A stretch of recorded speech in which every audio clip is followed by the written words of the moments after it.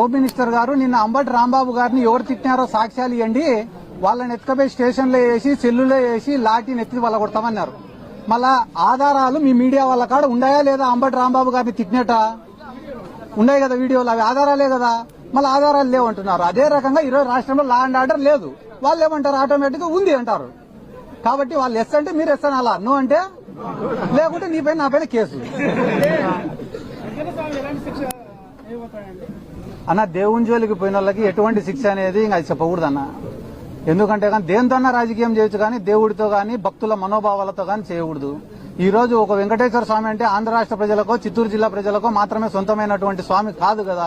ప్రపంచ దేశాలలో ఉండే భక్తులు ఉన్నారు, హిందువులు అందరూ కూడా వెంకటేశ్వర స్వామిని ఎంతో పవిత్రంగా భావించి వస్తారు. ఒకవేళ నిజంగంటేనే దాంట్లో ఏదన్నా తప్పు జరిగినా కూడా చట్టం తన పని తను చేసుకుని పోవాలా తప్ప రాష్ట్రానికి పెద్ద దిక్కుగా ముఖ్యమంత్రి కుర్చీలో ఉన్న చంద్రబాబు నాయుడు గారు ఇన్నిసార్లు ప్రెస్ మీట్ పెట్టి దాంట్లో పందికోవనో, లేకుంటే గాన బాత్రూంలు కడిగే కెమికల్ ఉందనో, లేకుంటే గాన దాని యొక్క పవిత్రను తగ్గించే పని మాత్రం చెయ్యకూడదు. అది తప్పు. ఆ పని ఆయన పూనుకున్నాడంటే కేవలం ఇది రాజకీయ స్వార్థంతో చేస్తున్నాడు తప్ప దాంట్లో నిజం లేదని అర్థం.